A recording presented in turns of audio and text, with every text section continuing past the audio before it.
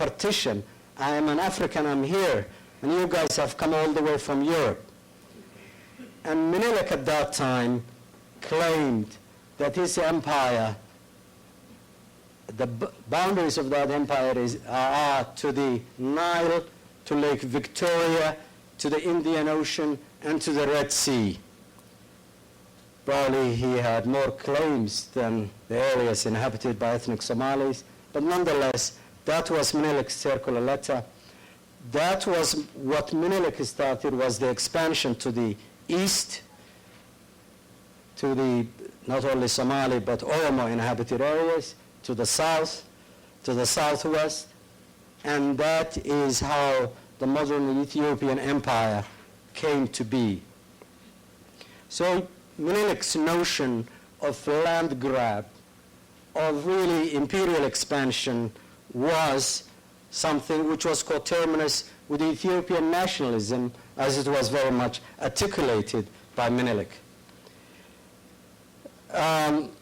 Ethiopia's articulation of its imperial interests have been constant to the present. And I'll just like to, because of the factor of time, just to itemize them. The first very important one, and if one goes back to history and the correspondence between Menelik and his officials and the British and the French, was that the Somalis were tribes. What they were interested were grazing rights. They were not entitled to have a territory of their own. And subsequent to that is, if they don't have a legitimate right for a territory of their own, they cannot be a modern nation state.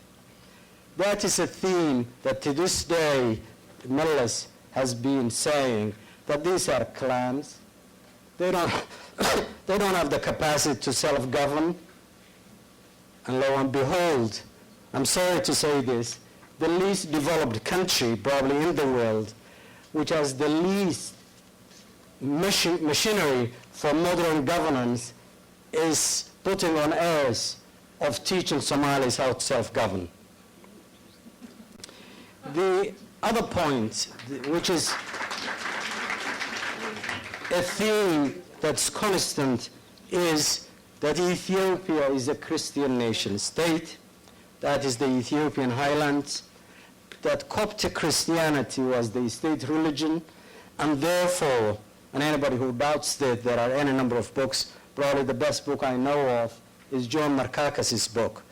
If you want to know the role of Coptic Christianity and the role of that religion in Ethiopia and governance and the role of the state, that will be instructive to read.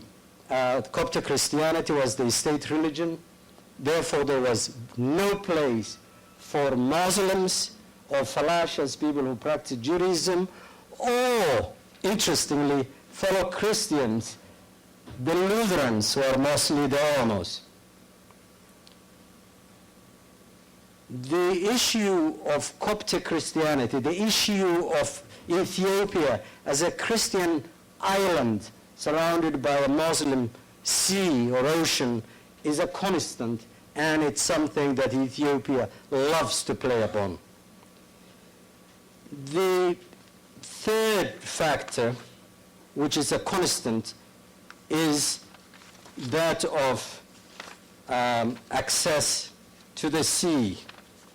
Somehow it's intriguing that the only other country I know which says that our borders have to be according to our security needs is Israel. I don't think there is any other country in the world that says that our borders and our access to the sea is a legitimate right of ours. That's, again, whether it's said sotto voce in a lower voice, whether it's aggressively pursued, that is a constant. The fourth constant since 1960 is the competing nationalisms. And again, from 1960, this is true, there has been a Somali government. And anybody who says that Somalis don't have a history of democratic governance don't know Somali history. There has been Somali democratic governance from 1960 to 1969. It may have been a bit messy, but it was democratic. There were multi-party systems. There was an independent judiciary. There was an independent media. There wasn't, during those 10 years, a single political detainee. Show me where that existed in Africa from 1960 to 69, or where it exists even now. What happened,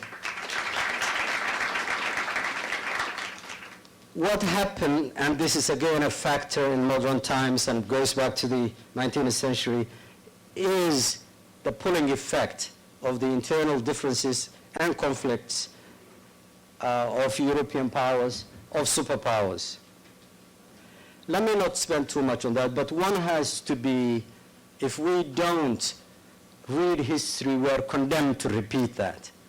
So we have to know, and if we honestly want to forge ahead in bringing about peace, development, and democratic governance in the Horn, we have to face these historical facts, whether we like them or not. What would I say about the current events? And we Somalis have gone back to the 19th century. I'm sorry to say this, there is no Somali government which can have a relationship with Ethiopia that can represent the interests of the Somali people. So Ethiopia is playing this gorgeous card game with the Americans, with the Europeans, with the AU, and Somalis are not being represented other than a regime that has been installed by Ethiopia using its own tanks.